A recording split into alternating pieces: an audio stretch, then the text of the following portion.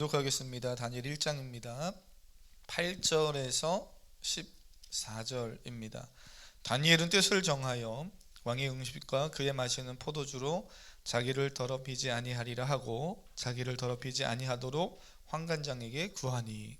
하나님이 다니엘로 하여금 환관장에게 은혜와 긍휼을 얻게 하신지라. 환관장이 다니엘에게 이르되 내가 내 주 왕을 두려워하노라. 그가 너희 먹을 것과 너희 마실 것을 지정하셨거늘 너희 얼굴이 초췌하여 같은 또래의 소년들만 못한 것을 그가 보게 할 것이 무엇이냐. 그렇게 되면 너희 때문에 내 머리가 왕 앞에서 위태롭게 되리라 하니라.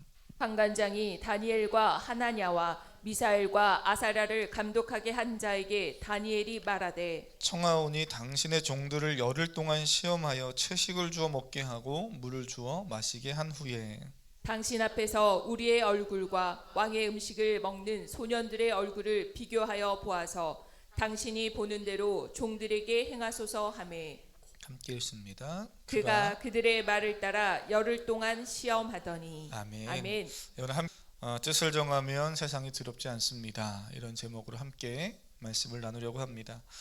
11월 시작하면서 다니엘서의 말씀을 저희가 묵상하고 있고 이미 지금 이렇게 쭉 1장, 2장 이렇게 지나가고 있는 중이죠. 그러나 오늘 이제 주일날에는 우리 성도님들과 함께 다니엘서를 처음 시작하기 때문에 이 다니엘서를 시작하면서 사실 드려야 할 많은 좀 이야기들이 있지만 제가 주어진 시간이 그렇게 많지 않기 때문에 오늘 주어진 본문 안에서만 우리가 함께 좀 말씀을 나누고 좀 살펴보려고 합니다. 다니엘이 뜻을 정했다. 오늘 이렇게 이야기하는데 왜 뜻을 정했는지 그리고 그것이 오늘 나의 삶과 어떤 연관이 있는지를 함께 보려고 합니다. 다니엘서는 1장에서 당시 시대 배경이 어떠했는지에 대한 정보를 주는데요.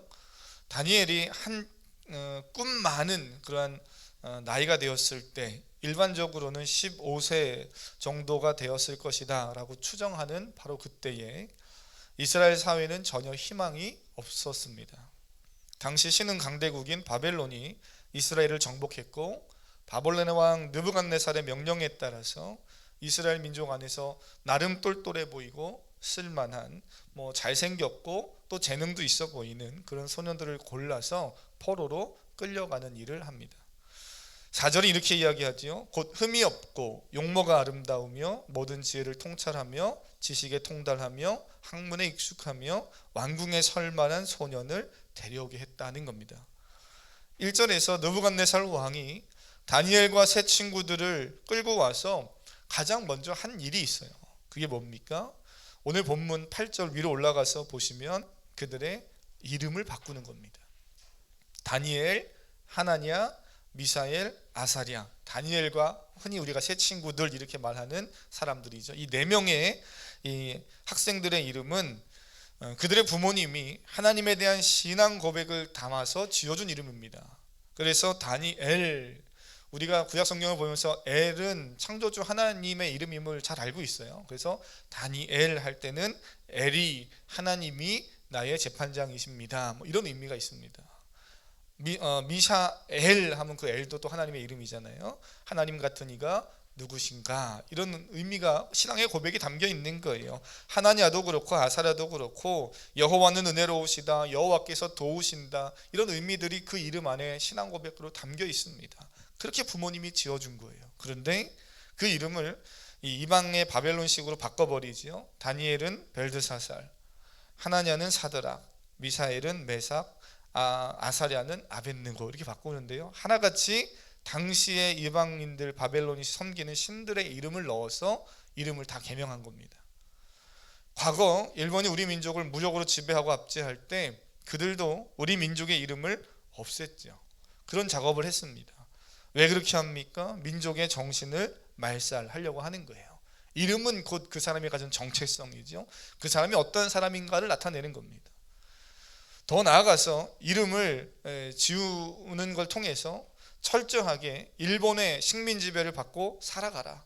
너희는 이름을 바꾸면 일본 사람이 되는 게 아니라, 그래서 일본인으로서의 똑같은 대우를 받는 게 아니라 너희는 그 지배 아래 그 하층민으로 살아가는 그러한 존재로 너희는 살아가야 한다. 그렇지 않으면 내 인생의 출세는 없고 출세는커녕 숨쉬고 먹고 사는 것도 힘들 것이다 라고 강한 억압의 메시지를 의도적으로 심는 거죠. 어려서부터 아이들이 그렇게 자라고 그것이 당연하다고 받아들여지는 사회를 만들려는 그런 계략이 있는 겁니다. 우리가 잘 아는 윤동주 같은 시인은요, 그러한 시대 속에서 다니엘과 같은 나이에 공부를 해야 하는 학생이었고요, 그도 공부를 하기 위해서 일본식으로 자신의 이름을 바꿀 수밖에 없는 환경 앞에 있었습니다. 어쩔 수 없는 민족의 고통과 아픔의 현실 속에서 살아가고는 있지만 그 윤동주 학생은 그 부당한 요구를 내가 수용해서 공부를 할 수밖에 없다는, 또 그럴 수밖에 없는 상황에 있지만 그런 내가 너무나 부끄럽고 너무나 괴로워서 그는 그 괴로움을 토로하고요, 괴로워하는 것으로 끝나지 않고 신앙의 정신과 그런 마음을 담아서 시로 저항하고 하는 그런 저항의 모습을 보여줬던 기독교인입니다. 다니엘도 그렇죠. 비록 그의 이름이 바뀌고 그의 삶은 느부갓네살 왕이 주는 음식으로 살아갈 수밖에 없는 상황에 처해 있지만 다니엘은요, 오늘 본문에서 뜻을 정합니다. 우리가 읽었던 8절에 이렇게 말씀해요. 한번 읽어보겠습니다. 8절 두 번 오늘 본문에서 뜻을 정하고 두 번 반복되는 단어가 있어요. 한번 읽어보겠습니다. 시작. 다니엘은 뜻을 정하여 왕의 음식과 그가 마시는 포도주로 자기를 더럽히지 아니하리라 하고 자기를 더럽히지 아니하도록 환관장에게 구하니. 아멘. 바벨론 왕 느부갓네살은 3년이라는 시간을 정해주고요, 포로로 끌려온 소년들이 왕이 주는 음식을 먹고 왕이 제공하는 그런 바벨론의 지식과 다양한 학문과 언어를 배우게 합니다. 일제강점기 시대에 일본이 우리 민족을 억압했던 방법과 비슷하지요. 바벨론 왕 느부갓네살은 너희는 내가 제공하는 걸 먹어야 된다는 거예요. 내가 가르치는 교육을 받고 그대로 살아갈 때 너희의 삶은 안전이 보장된다는 겁니다. 너희가 이 틀에서 벗어나려고 하고 이 법에서 벗어나려고 하면 그럼 너희의 삶의 안전은 보장될 수 없고 너희는 성공할 수 없다라는 거예요. 이때 다니엘과 세 친구들은 이런 역사의 위기 속에서 다 죽게 되고 포로로 끌려가고 어떻게 보면 그지같이 살아야 되는데 우리는 그나마 왕의 눈에 발탁이 돼서 그래도 이 위기 속에서 우리는 횡재했다, 대박이다, 우리의 인생은 이제 탄탄대로구나, 이렇게 생각하지 않습니다. 대단하지 않습니까? 우리 성도님들은 그저 그렇구나 하고 보는지 모르지만 저는 이들이 정말 대단해요. 생각해 보세요. 민족의 역사는 끝이 보이지 않는 긴 터널 한가운데를 통과하고 있습니다.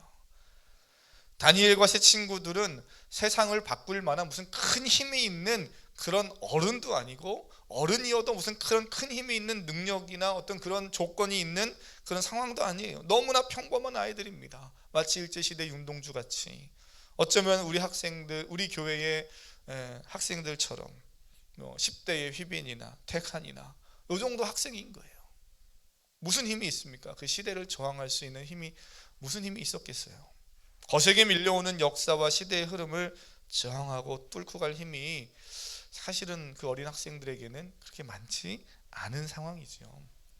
그런데 놀랍게도 다니엘은 무섭게 다가오는 세상의 공격 앞에서 뜻을 정합니다. 사랑하는 성도님, 하나님 앞에서 뜻을 정하고 믿음으로 살아가는 인생 될 수 있기를 축복합니다. 그는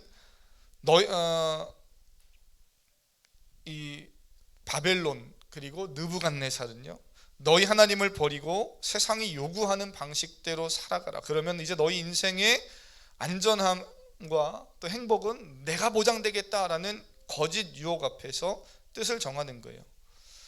저는 우리 사랑하는 교회 주일학교, 중고등부, 또한 우리 청년들, 우리 모든 학생들이, 또 우리 다음 세대들이요, 세상과 맞설 수 있는 인생 되길 축복합니다. 가끔 아이들이 그래요. 10대는 그런 거라고. 그래서 10대 사춘기 때는 그렇게 말도 안 듣고 대들고 저항하고, 그런 저항 말고요.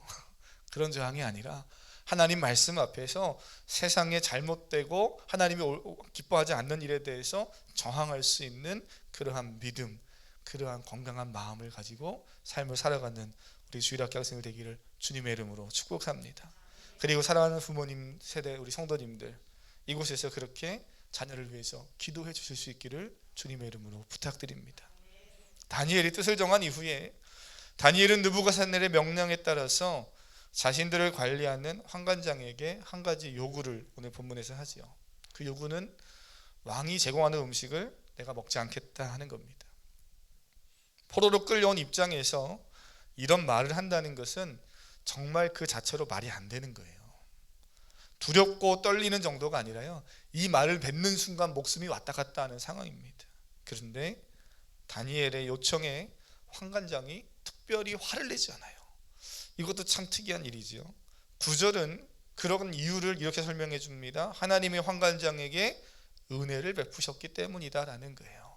환관장이 믿음이 좋아서, 환관장이 좋은 사람이어서, 인품이 좋아서가 아니라 하나님이 그와 지금 함께 계시고 다니엘과 함께 계신 하나님이 환관장에게 은혜를 베풀고 계시는 거예요. 하지만 이내 환관장은 느부갓네살 왕을 두려워하여 다니엘의 요구를 수용해 주지는 않습니다. 버럭 화를 내고 그들을 막 쫓아내거나 이러진 않지만, 그런데 그 요구를 수용해 줄 만한 믿음이나 용기는 없었던 사람이에요. 그래서 10절에 보면 이렇게 말하지요. 너희 때문에 내 머리가 왕 앞에서 위태롭게 될까 내가 무섭다는 거예요.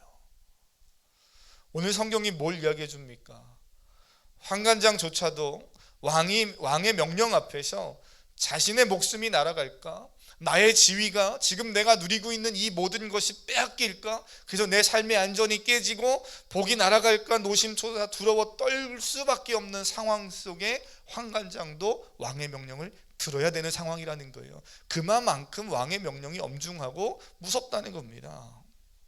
이쯤 되면 대부분의 사람은 할 만큼 했다 생각하면서요, 이제 그만하자. 환관장이 화를 내지도 않았고 하나님 은혜로 요 정도 선에서 우리가 그래도 할 만큼 했으니, 나름대로 믿음의 노력을 다 했으니, 그러니 이것도 기적이다, 여기서 멈추자.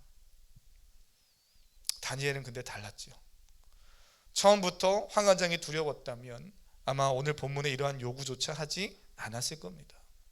다니엘은 또다시 왕이 제공하는 음식을 거부하겠다는 의사를요, 환관장의 수하에 있는 자신들을 직접적으로 관리하는 감독관에게 이야기해요.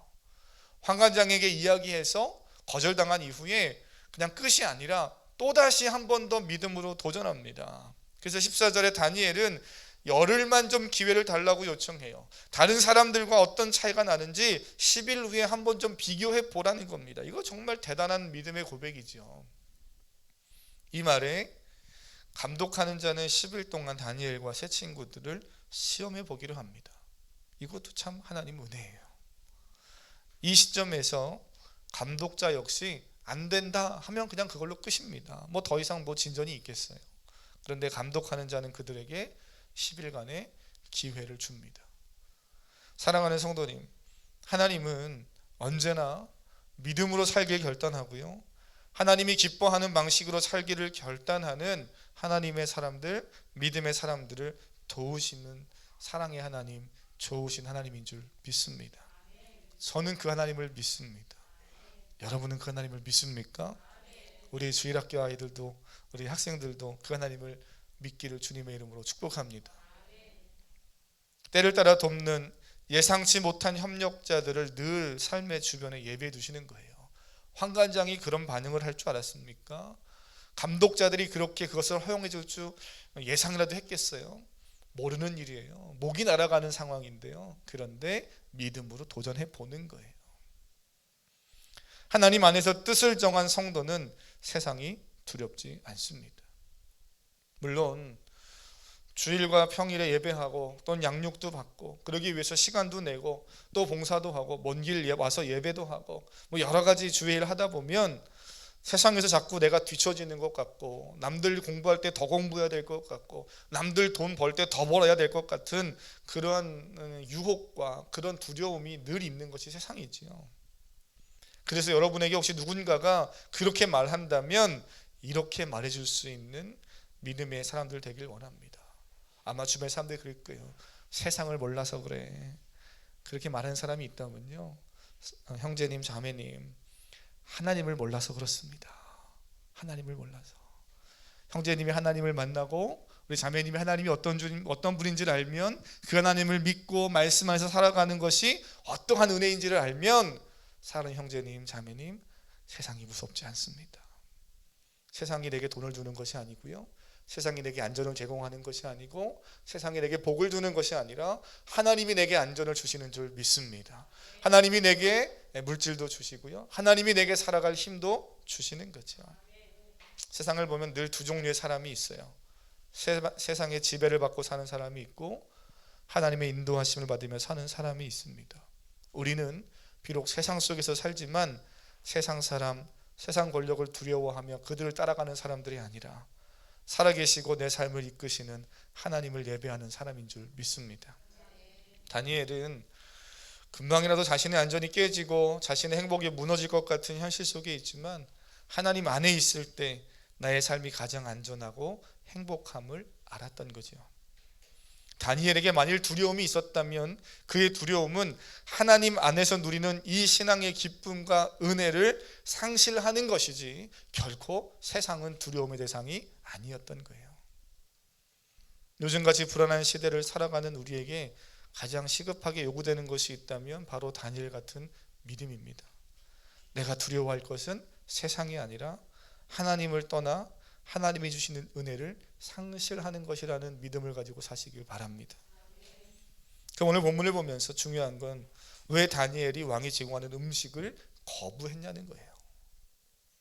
많은 사람들이 이러한 이야기들로 설명을 하려고 합니다. 물론 그것도 의미가 있고 틀린 말은 아니에요. 구약의 율법이 정한 부정한 음식들이어서 이방 우상신에게 드리는 제사의 음식, 이런 것들을 다니엘과 친구들은 거부했을 것이다. 하지만 그런 이유가 온전한 이유가 되지는 않습니다. 왜냐하면 구약의 율법에 의하면 포도주는 금지된 것이 아닌데 오늘 본문의 다니엘은 포도주도 먹지요. 반대로 생각하면 그들이 먹겠다 하는 야채는 그런 이방신들에게 드려지는 제물이 아니어서 그들은 야채를 먹겠다고 했는가? 아닙니다. 이방신에게 드려질 때 야채의 종류도 다 올라갔던 거예요. 그러니까 몇 가지 이유는 되긴 하지만 그것이 오늘 본문을 설명해주는 전체적인 이유가 될 수는 없죠. 왜 거부한 겁니까? 오늘 8절은요, 아까 반복되는 두 가지 단어가 있다고 그랬죠. 뭡니까? 자기를 더럽히지 않겠다는 거예요. 더럽히지 않겠다라는 말을 생각할 때 우리는 더러운 오염물질이 내게 묻거나 아니면 부정한 것을 만지거나 실수로 건드려서 뭔가 부정해지는 것, 더러워지는 것, 이런 걸 생각하기 쉽습니다. 하지만 오늘 본문에서 다니엘이 자신의 삶을 통해 보여주려고 하는 것은요, 자신의 삶을 더럽히지 않겠다라고 말할 때 그 의미는 하나님이 아닌 세상의 힘을 따라 살아가는 방식을 선택하지 않겠다는 거예요. 뭐가 묻어서 더러워지고 뭘 먹어서 더러워지는 게 아니라 느부갓네살 왕이 제공해 주는 것을 먹어야지만 살 수 있고 그 왕이 원하는 방식대로만 살아야 안정과 행복이 또는 어떤 성공이 출세가 보장되는 세상 속에 있지만 그렇게 살지 않고 하나님을 의지하고 하나님이 제공하시는 힘으로 살기를 결단하겠다는 겁니다. 하나님이 아닌 세상의 힘을 따라 살아가는 것은 하나님이 싫어하는 것이고요, 그것은 하나님과의 관계를 깨는 것이고 그것이 곧 타락이고 죄지요. 내가 오염되는 거예요. 그거를 거부하고 있습니다. 따라서 자신을 더럽히지 않겠다라고 뜻을 정한 다니엘의 결심은 나는 이제부터 죄를 덜 짓겠습니다. 부정한 일을 덜 하겠고 윤리적으로 도덕적으로 좀 더 바르고 착하게 살아서 나는 좀 더 깨끗하게 살겠습니다. 이런 의미이기보다는요, 나의 삶의 왕은 이제 하나님이시고 그렇기 때문에 느부갓네살 왕 세상 왕이 제공하는 것을 사는 인생이 아니라 세상이 이끄는 대로 살아가는 인생이 아니라 하나님이 공급하시는 것으로 사는 인생이 바로 내 인생이고 하나님이 내 인생의 주인이십니다. 내가 두려워할 분 오직 하나님 한 분입니다. 이 고백을 담고 있는 거예요. 지금까지 앞에서 쭉 살펴봤듯이 느부갓네살 왕이 제공하는 음식을 먹지 않으면 그 자체는 곧 죽음이고 반역이에요. 느부갓네살 왕이 다스리는 세상 속에서 결코 성공할 수 없습니다. 안전 보장받을 수 없어요. 이것이 다니엘이 처한 현실입니다. 그러니 세상은 느부갓네살 왕과 그 사회는 계속 강압적으로 억압할 거예요. 잔소리 말고 그냥 먹어. 그냥 따라해. 왕이 요구하는 사람이 되고 바벨론이 필요한 실력을 갖추기 위해서 너 경쟁하고 노력해서 그런 사람 돼라고 계속 우리를 협박하고 위협할 겁니다. 이것이 하나님 없는 세상의 모습이고요. 그것이 하나님 없는 세상이 하나님의 사람들을 향한 끊임없는 공격이고 이 시대의 마지막 때의 모습이기도 하지요. 다른 각도로 보면 그렇게 살 때 인생은 잘 살 수 있다는 유혹이기도 합니다. 저도 마찬가지고 오늘 예배하는 모든 성도님들은 이 두 가지 공격에 다 노출되어 있습니다. 강압적인 두려운 공격과 사탕발림의 유혹, 이 두 가지의 끊임없는 세상의 공격이 있어요.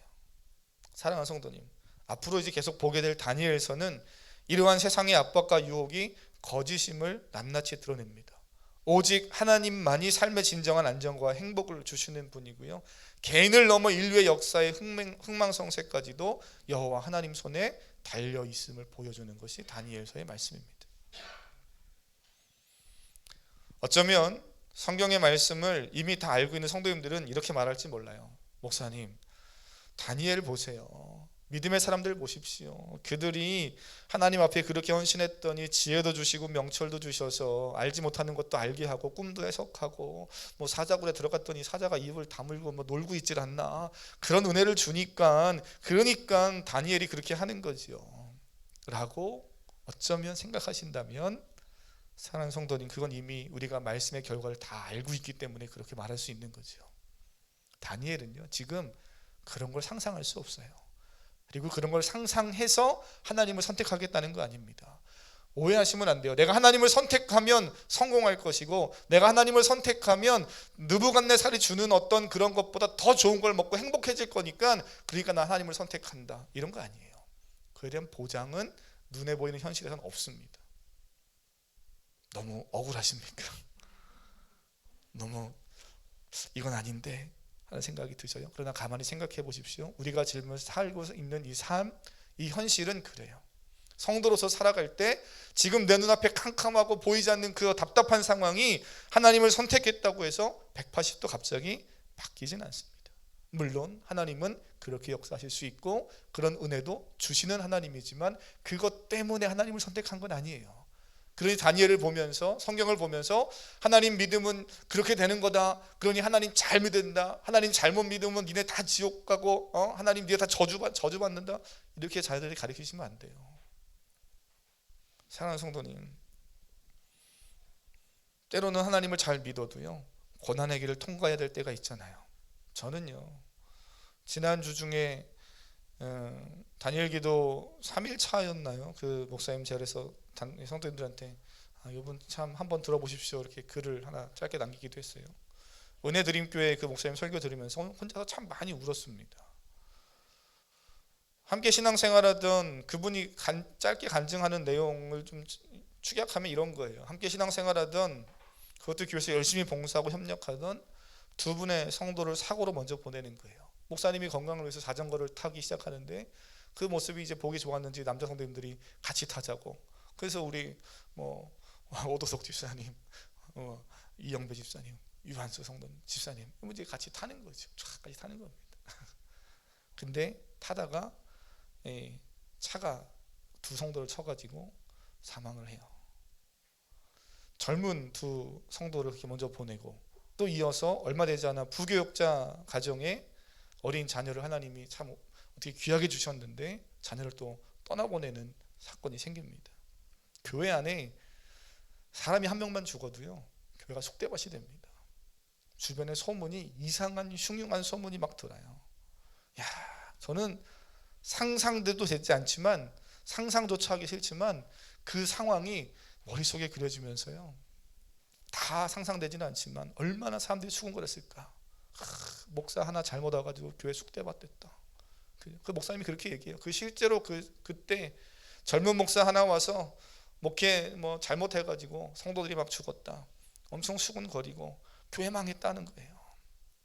무엇보다 그 일을 겪은 가족들 내면 안에서 얼마나 많은 꿈틀거림이 있겠습니까? 하나님을 믿는다고 믿었는데, 열심히 신앙생활 했는데, 최선을 다했는데 다른 거 하다 놀러 가다 다친 것도 아니고 목사님과 같이 또 목사님과 같이 가다 그런 거잖아요. 그러니 얼마나 마음의 불평과 원망이 내면 안에서 일어나겠어요. 그런데 남편의 장례를 치르고 주일 예배 참석한 그 두 분의 여자 성도님의 모습을 보면서 이 목사님이 울 수밖에 없었다는 거예요. 한 분은 새가족을 담당하는 분이셨는데 주일 예배 때 그날 마침 새가족이 오는 겁니다. 장례를 마치고 그 다음날 왔는데 그 다음날 장례 마치고 얼마나 슬프겠어요. 검은 옷을 입고 와서 예배를 드리는데 새가족이 마침 왔어요. 근데 늘 그렇듯이 그 옆에 앉아서 눈물을 톡톡 흘리면서 성경책을 쫙 넘겨주고 찬양하면 찬양을 찾아주고 그러면서 이 성도를 잘 섬기는 겁니다. 그 모습을 목사님이 설교하면서 앞에서 예배하면서 보는 거예요. 또 한 성도님은 남편을 먼저 보내고 슬픔 가운데 있어서 그분도 눈물 뚝 흘리면서 예배하는데 이분은 또 교회에서 우리처럼 학교 아이들이 다 같이 예배하는 그러한 아마 그때는 인원이 많지 않았었던 때인 것 같아요. 그때 이제 예배하다 보면 아이들이 칭얼댈 수도 있고 어린애기는 울 수도 있잖아요. 그러면 이 여자 성도님은 그 아이를 품에 안고 데리고 나가서 뒤에서 다독거리면서 이제 예배를 잘 드릴 수 있게 도와주는 역할을 했던 그런 분이셨던 거예요. 이분이 눈물 툭 흘리면서 예배하는데 그날 마침 아이가 또 눈치 없게 빽빽 우는 아이가 한 명 있는 거예요. 그랬더니 이분이 늘 그랬듯이 또 가서 언제 그랬냐는 듯이 그 아이를 품에 안고 뒤에 가서 막 울면서 달래주는 거예요. 저는 그 모습을 상상할 때 이 목사님이 이걸 목회를 할 수 있을까? 제가 저희 노회에도 목사님들이 과거에 우리 원로 목사님 제가 전도사 시절에 학생 시절에 수련회 가서 아이가 죽기도 하고 사건 사고가 생겨서 어르신이 돌아가시기도 하고 하는 일들이 생기면 교회가 풍비박산입니다. 그런데 꼭 그런 교회만 있는 게 아니라 이 목사님이 이렇게 얘기해요. 그 모습을 자기도 앞에서 강단에서 보고 눈물 흘리며 그 자기에 맡겨진 사명을 감당하고 있는 그 성도의 모습, 그 집사님의 모습을 교회 공동체가 다 봤다는 거예요. 그래서 그 일로 인해서 고난과 고통의 순간을 지나가고 있었지만 그 속에서도 하나님이 내게 주신 사명, 내게 맡긴 일을 붙드는 일에 우리 교회는 실패하지 않았고 그 성도는 실패하지 않았다. 그래서 교회가 다시 일어날 수 있었고 그렇게 부흥할 수 있었다. 사랑하는 성도님, 오늘 우리가 보고 있는 다니엘도 마찬가지입니다. 다니엘서를 이제 쭉 읽다 보면 이야, 이렇게 하나님이 도우시니까 신앙생활 할 만하다. 꿈 같은 얘기입니다. 다니엘은 그 현장에서 사자 바빌에서 던져집니다. 풀무불에 들어가야 됩니다. 하나님이 안 들어가실 수도 있잖아요. 사자한테 안 던지게 할 수도 있잖아요. 그런데 하나님은 그 일을 지나가게 하셔요. 성경이 우리에게 말해주는 건 우리가 살아가는 이 시대는 세상은 그런 거라는 거예요. 세상은 그걸 피하는 곳이 아니라 그 현장에서 믿음을 드러내는 곳이라는 겁니다. 여전히 우리가 가야 할 길이 있고 아무리 절망스럽고 고통스러운 현실이 내 앞에 있다 할지라도 그럼에도 내가 믿음으로 가야 할 길, 사명을 감당해야 될 길이 있다는 거예요. 제가 그냥 금요일에 말씀드렸죠. 정무자 원사님 병원에 이렇게 누워있으면서 목사님 교회 가서 예배할 수 있는 게 얼마나 기쁜 일인지 몰라요. 사랑하는 성도님, 예배할 수 있음에 감사하시길 바랍니다. 내 자리가 비어있다면 내 가족 여기 와서 함께 예배해야 되는데 이 간절함으로 하나님께 기도해 보십시오. 하나님 반드시 들으시고 역사하실 줄로 믿습니다. 함께 같이 찬양하기를 원합니다. 오늘 이 시간 하나님 세상의 행복, 안전과 평안 이 모든 것이 세상이 주는 것이 아니라 하나님 안에 있습니다. 우리 그 마음으로요 이 찬양 함께 고백하고 사랑하는 교우들을 위해 또 사랑하는 성도님들의 건강과 또 부모님들의 건강을 위해서 그리고 기도하실 때 우리 시험을 앞에 두고 있는 이제 다음 주면 시험인데요. 택한 일을 위해서 이경희 집사님 어머니의 망막 찢어져서 수술한 이후에 회복을 위해서 정무자 목사님의 한 달 정도를 못 오신다고 하는데 하나님 한 달이 뭡니까? 빨리 올 수 있도록 힘주시옵소서. 이 권사님을 위해서 사랑하는 모든 교우들의 암과 질병 하나님 고쳐주시고 사랑하는 성도들 가족들 함께 예배하게 도와주시옵소서. 우리 함께 찬양하고 기도하겠습니다. 내 아버지 그 품 안에서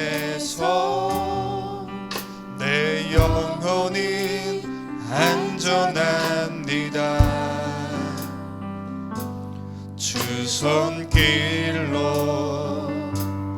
내 삶을 안으시니 그 평강이 나를 돕습니다. 나 비록 넘어지며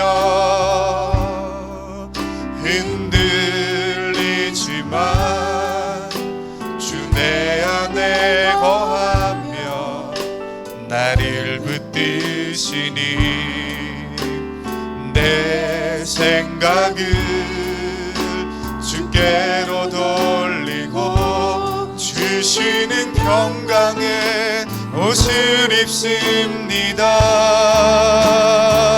주 약속 안에서 내 영혼 평안해 내 뜻보다 크신 주님의 계획 날 신뢰해 두려움 다 내려놓고 주님만 의지해 주 안에서 내 영혼 우리 믿음으로 주 약속 안에서 주 약속 안에서 내 영혼 평안해 내 뜻보다 크신 주님의 계획 날 신뢰해 두려움 다 내려놓고 주님만 의지해 주 안에서 내 영혼 우리 두 손 높이 들고 고백합니다. 주 약속 안에서 주 약속 안에서 내 영혼 평안해 내 뜻보다 크신 주님의 계획 신뢰해 두려움 다 내려놓고 주님만 의지해 주 안에서 내 영혼 완전 우리 믿음으로 고백합니다. 너희는 가만히 있어 너희는 가만히 있어 주가 하나님 되말지어다 열방과 세계 가운데 주가 높임을 고백합니다. 사랑합니다. 하나님 사랑합니다. 내 아버지 찬양합니다. 내 온 맘 다하여 선포합니다. 예수 그리스도 주님 오심을 우리 마지막으로 사랑합니다. 주님 사랑합니다. 내 아버지 찬양합니다. 온 맘 다하여 선포합니다. 예수 그리스도 주님 오심을 주님 오심을 기다리며 주님 오심을